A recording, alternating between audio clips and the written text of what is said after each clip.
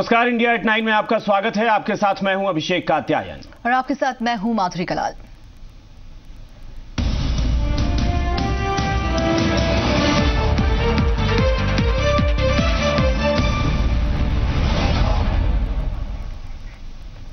तो India at 9 में खबरों का सिलसिला शुरू करते हैं। सबसे पहले खबर अजमेर से, जहां अजमेर के आजाद पार्क में आयोजित नायक समाज के सामूहिक विवाह के दौरान नाबालिग बच्चों की भी शादी करा दी गई। चश्मदीदों के मुताबिक इस समारोह में 2 लड़के और 2 लड़कियां नाबालिग थीं। बाल विवाह की सूचना मिलने पर प्रशासन के लोग भी मौके पर पहुंचे और शादी में शामिल जोड़ों के दस्तावेज मांगे गए। उसके बाद नाबालिग लड़के और लड़कियों का चेहरा सामने आया। उधर प्रशासन को खबर देने वाले युवक के साथ लोगों ने यहां मारपीट भी की है।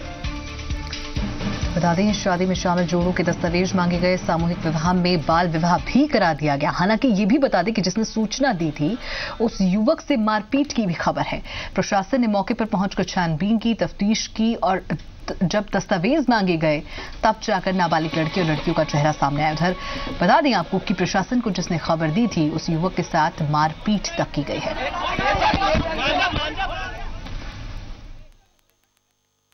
इसलिए मैं सब लोगों को ये सूचना देना चाहती हूँ कि यदि कोई भी इस प्रकार का सेवा प्रदाता इस प्रकार के विवाह में सम्मिलित हैं तो वो भी उतने ही अपराधी हैं, उतने ही दोषी हैं। इसलिए इस अपराध से बचें और बालिका के जीवन को संवारने में अपनी महत्वपूर्ण भूमिका अदा करें। तो अभी 2 बजे एसडीओ का साहब ने बताया था कि भाई इस तरीके से वहाँ नाबालिग बच्चों की शादी हो रही है, वहाँ जाओ, देखो, उसको दिखवाओ। उसके बाद में यहाँ आया तो डॉक्यूमेंट्स वगैरह लिए इन लोगों से। 3 जो है नाबालिग थे और शादी का कार्यक्रम इनके पहले हो चुका था। मैं आया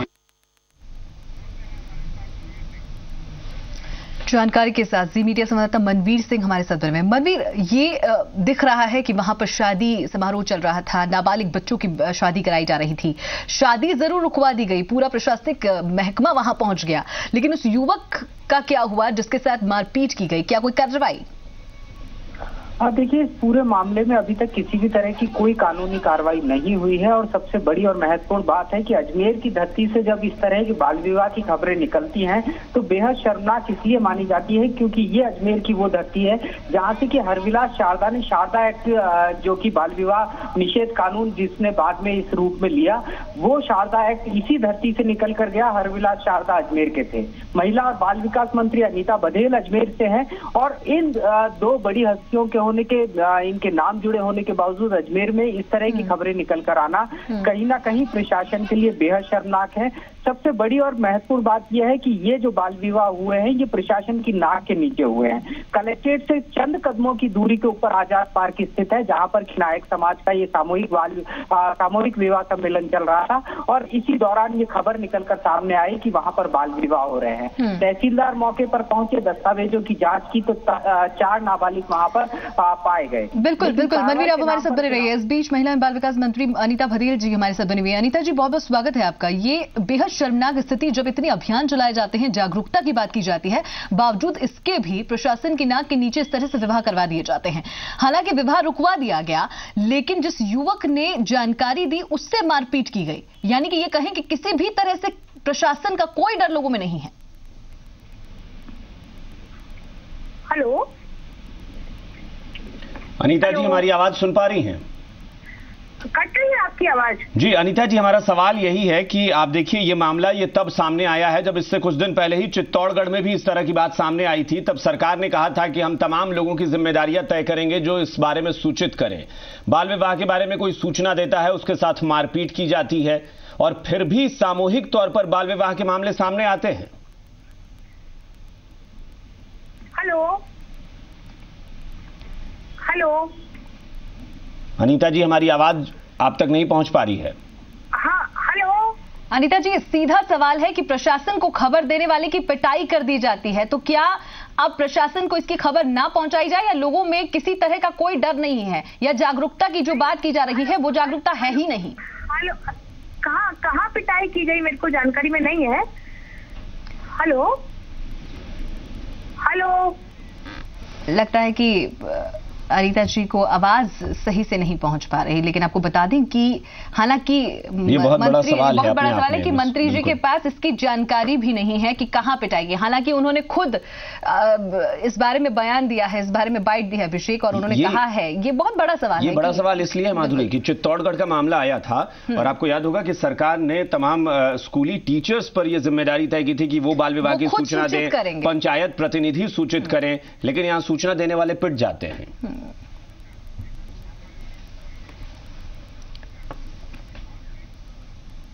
चलिए रुख करते हैं अगली खबर का। ऑगस्टा वेस्टलैंड घोटाले को लेकर आज भी पूरे दिन राजनीतिक हलचल रही। बीजेपी अध्यक्ष अमित शाह ने कांग्रेस अध्यक्ष सोनिया गांधी से 4 सवाल पूछे तो कांग्रेस ने भी पलटवार किया। अमित शाह ने घोटाले को लेकर सोनिया गांधी से जवाब देने को कहा। कंपनी को टेंडर देने से लेकर ट्रायल तक के मामले पर सवाल उठाए। कांग्रेस ने 2 महीने के अंदर जांच पूरी कर आरोप साबित करने की चुनौती दी। मैं इतना पूछना चाहता हूं श्रीमती सोनिया गांधी से कि किसके इशारे पर ये परमिशन उनको दी गई, किसके इशारे पर उनको टेक्निकली क्वालिफाइड पाया गया। मैं उनसे निवेदन करूंगा कि ये तमाशा चूहे बिल्ली का खेल बंद कर दे और दूध का दूध और पानी का पानी देशवासियों के सामने रखें। सूत्रों के मुताबिक ईडी ने ऑगस्टा वेस्टलैंड डील के घूसखोरों के नाम पता लगा लिए हैं और पैसे के लेन देन की पूरी कड़ी भी बेनकाब कर ली गई है। यूपीए सरकार के दौरान 2010 में ऑगस्टा वेस्टलैंड से 12 हेलीकॉप्टर की खरीद का सौदा हुआ। हेलीकॉप्टर सौदा 3600 करोड़ रुपए का था। कुल रकम का 10% हिस्सा रिश्वत में देने के आरोप लगे। इटली की मिलान कोर्ट ऑफ अपील्स के फैसले के मुताबिक डील में करीब 125 करोड़ की रिश्वत भारतीय नेताओं को दी गई। 225 पेज के फैसले में 4 कांग्रेस नेताओं का जिक्र है, जिनमें मनमोहन सिंह, ऑस्कर फर्नांडिस, अहमद पटेल और सेन्योरा गांधी शामिल हैं। गुजरात में अब आर्थिक रूप से पिछड़े सामान्य वर्ग के लोगों को भी आरक्षण मिलेगा। 1 मई से राज्य में 10% आरक्षण का नोटिफिकेशन जारी किया जाएगा। इस व्यवस्था में सभी सवर्ण जातियों को आरक्षण का लाभ मिलेगा। इस नई व्यवस्था के लिए ओबीसी और SC/ST के आरक्षण में कोई कटौती नहीं की गई है। आरक्षण के मसले पर गुजरात सरकार ने एक नई पहल की है। गुजरात सरकार ने अगड़ी जातियों को आर्थिक आधार पर आरक्षण देने का फैसला किया है।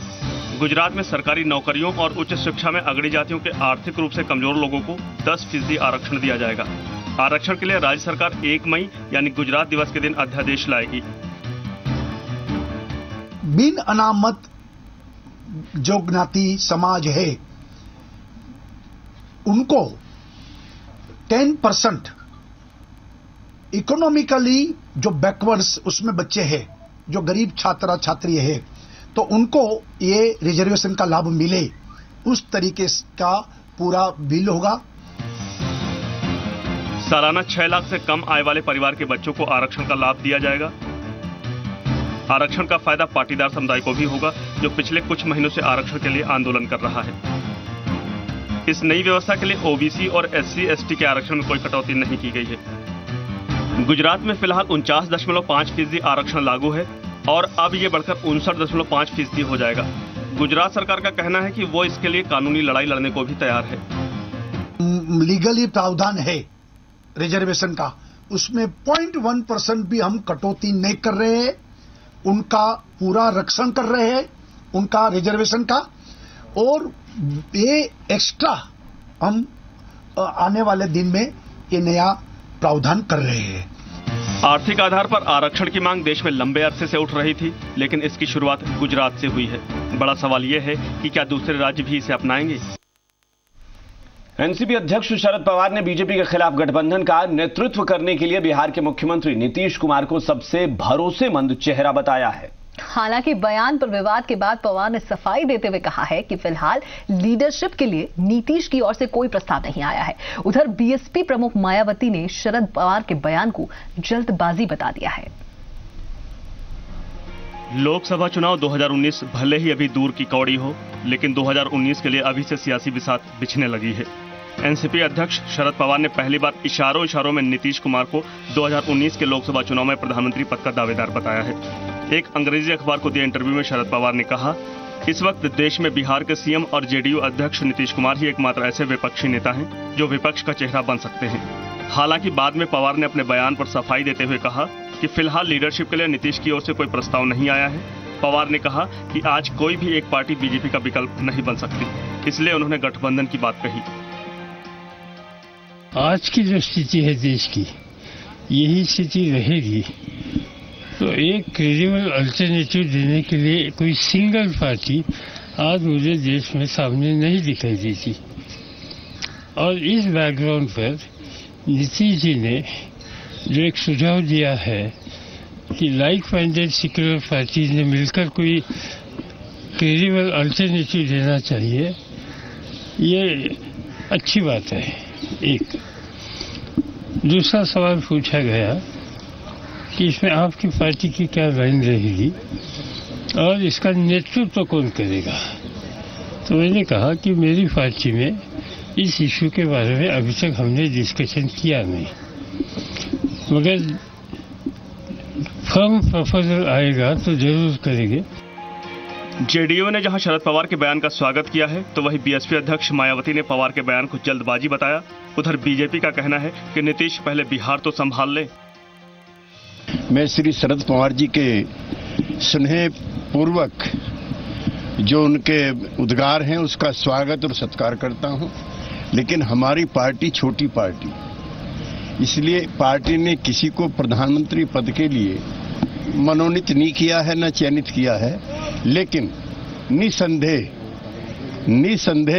श्री नीतीश कुमार प्रधानमंत्री मटेरियल हैं, ऐसा हम मानते हैं। सन 2019 से पहले मेरे ख्याल इस किस्म की बात करना, तो वो मैं समझती हूँ कि वो परिपक्वता नहीं होगी। तो इसलिए इसके ऊपर जो भी उन्होंने कहा है तो वो बहुत समय से पहले का है, क्योंकि सन 2019 तक काफी कुछ हालात बदल जाएंगे। तो इसलिए मैं उनकी बात से अभी सहमत नहीं। मैं आग्रह करूंगा कि नीतीश कुमार जी पहले बिहार को संभाल लें और बिहार में अपराध मुक्त बिहार और रोजगार युक्त बिहार बना दें, तब देश को बताएं।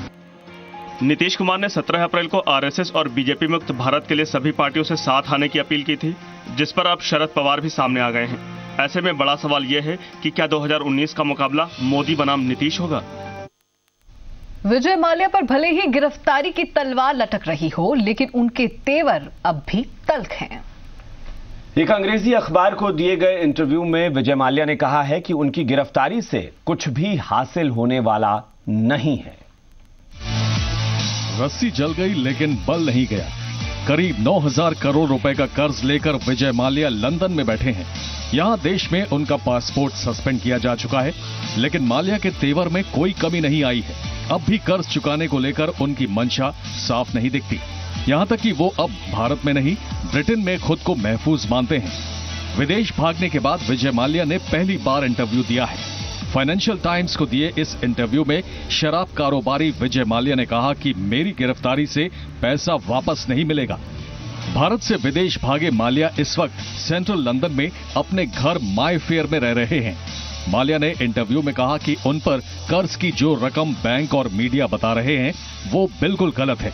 यहां तक कि माल्या ने भारत के सिस्टम तक का भी मजाक उड़ाया।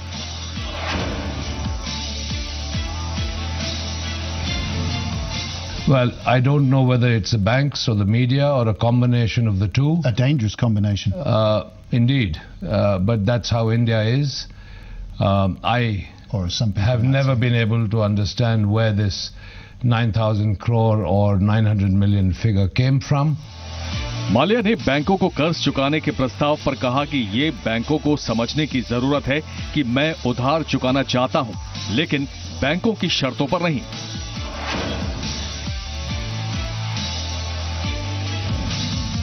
I have already expressed my willingness to settle with the banks. A settlement offer was proposed to the Honorable Supreme Court of India, which obviously means it was a very serious offer to dispose of the main matter in 2 months. But notwithstanding that legal process, my offer for settlement stands.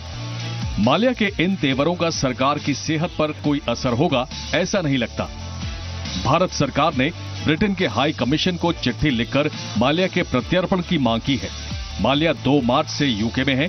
जांच एजेंसियों की पकड़ से दूर भाग रहे विजय माल्या के लिए आगे बच पाना मुश्किल हो सकता है। सरकार ने ब्रिटेन से माल्या को डिपोर्ट करने की अपील भी की है, यानी माल्या बुरी तरीके से फंस चुके हैं और अब लंदन के खुशनुमा एहसास को छोड़ माल्या को भारत की अदालत का सामना करना ही पड़ेगा। ब्यूरो रिपोर्ट, जी मीडिया। कोयला घोटाले में कांग्रेस नेता नवीन जिंदल और पूर्व कोयला राज्य मंत्री दसारी नारायण राव समेत 15 लोगों पर धोखाधड़ी, आपराधिक साजिश और भ्रष्टाचार निरोधक कानून के तहत केस चलेगा। झारखंड के अमरकोंडा मुर्गा दंगल कोल ब्लॉक आवंटन केस में दिल्ली के स्पेशल सीबीआई कोर्ट ने आज 10 लोगों और 5 कंपनियों के खिलाफ आरोप तय कर दिए हैं। झारखंड के अमरकोंडा मुर्गा दंगल कोल ब्लॉक आवंटन घोटाले में फंसे कांग्रेस के पूर्व सांसद और जेएसपीएल के चेयरमैन नवीन जिंदल पर कानूनी शिकंजा कस गया है। कोल ब्लॉक आवंटन मामले की सुनवाई कर रही स्पेशल सीबीआई कोर्ट ने नवीन जिंदल समेत 15 लोगों के खिलाफ आरोप तय किए हैं। इन लोगों पर आईपीसी की धारा 120B, 420 और 409 के साथ साथ भ्रष्टाचार निरोधक कानून की धाराओं के तहत आरोप तय किए गए हैं। इन आरोपियों पर आपराधिक साजिश करने और धोखाधड़ी से कोल ब्लॉक हासिल करने का आरोप है। जिन लोगों पर आरोप तय किए गए हैं उनमें नवीन जिंदल, पूर्व कोयला राज्य मंत्री दसारी नारायण राव, पूर्व कोल सचिव एससी गुप्ता और झारखंड के पूर्व मुख्यमंत्री मधु कोड़ा शामिल हैं। इसके अलावा 5 कंपनियों पर भी आरोप तय किए गए हैं। उनमें JSPL, Jindal realty private limited, Gagan infra energy, Saubhagya media और New Delhi exim private limited के नाम हैं। इस केस में आरोपी और न्यू दिल्ली एक्जिम के डायरेक्टर सुरेश सिंघल के सरकारी गवाह बनने की मांग से इस केस में दिलचस्प मोड़ आ गया। अगर सिंघल सरकारी गवाह बने तो नवीन जिंदल समेत इन सभी आरोपियों की मुश्किलें बढ़ सकती हैं।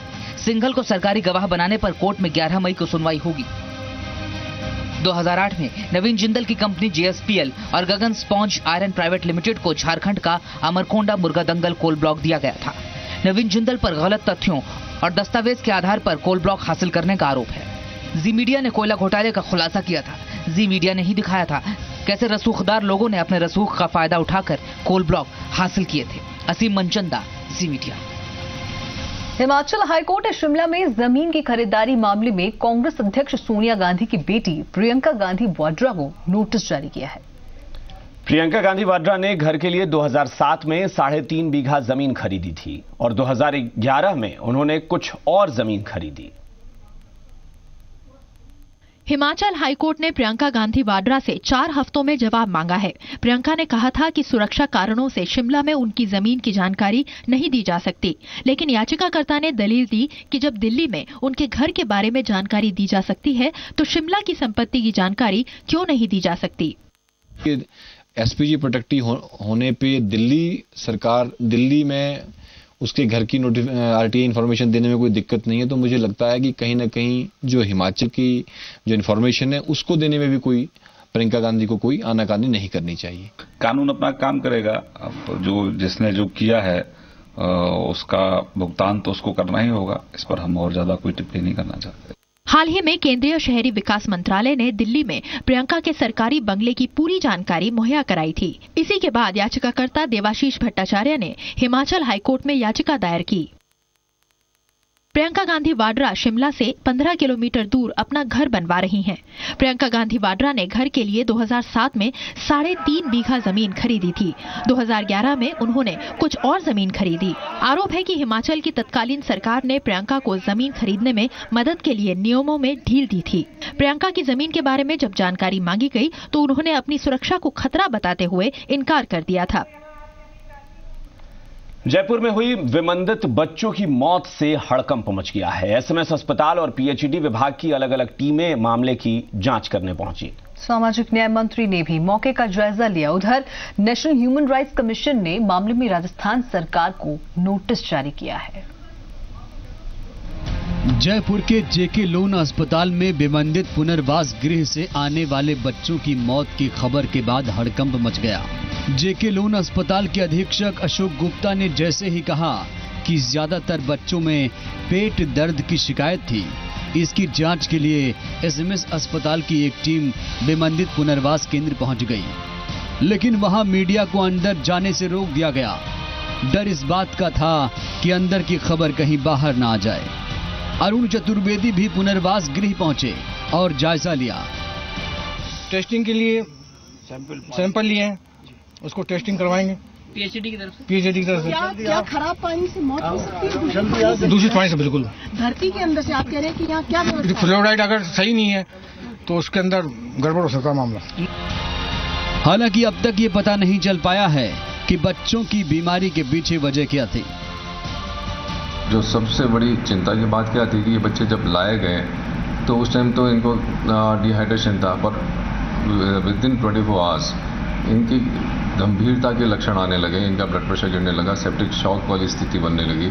और ये सेप्सिस ऐसा सेप्टिक शॉक इतना गंभीर होता है कि इनमें बच्चे को बचाना थोड़ा मुश्किल होता है। सामाजिक न्याय मंत्री अरुण चतुर्वेदी ने शाम को ठीक 4 बजे प्रेस कॉन्फ्रेंस की और बताया कि जांच कमेटी बना दी गई है। रिपोर्ट में कोई दोषी पाया गया तो कड़ी कार्रवाई की जाएगी, क्योंकि सरकार बच्चों की मौत से बहुत दुखी है। 11 बालक बालिकाओं की मृत्यु हुई है 16 तारीख से 27 तारीख के बीच में। सर्वप्रथम मैं इस घटना के ऊपर अपनी तरफ से बहुत दुख प्रकट करता हूं, पूरी सरकार की तरफ से, और संवेदना देता हूं। निश्चित रूप से गंभीर विषय है और हम सब पूरी सरकार उसी गंभीरता और संवेदना के साथ ही इस पूरे मामले को डील कर रहे हैं। 12 दिन में 11 बच्चों की मौत की खबर से मुख्यमंत्री राज्य भी दुखी हैं। लिहाजा सीएमओ ने एसएमएस के प्रिंसिपल और जेके लोन के अधीक्षक को तलब किया है। आशुतोष शर्मा के साथ ब्यूरो रिपोर्ट, जी मीडिया।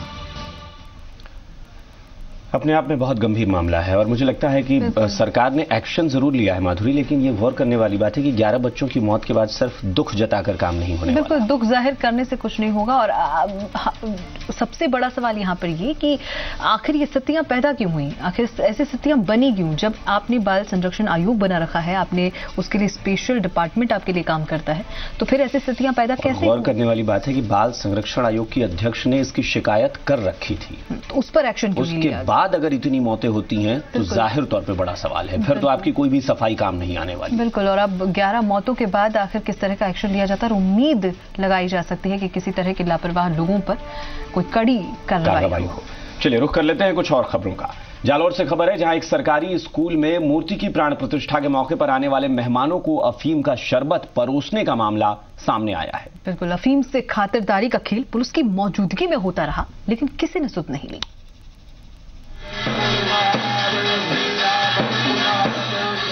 ये झालोर के दासपा का एक सरकारी स्कूल है, जहां सरस्वती माता के मंदिर में प्राण प्रतिष्ठा हो रही है। लेकिन हैरान करने वाली बात यह है कि यहाँ मेहमानों के स्वागत में अफीम का घोल परोसा जा रहा है। स्कूल के नौनिहालों की मौजूदगी में मंडप में बैठे बुजुर्ग अफीम का सेवन कर रहे हैं। हैरत की बात यह है कि ये सब पुलिस की मौजूदगी में हो रहा है।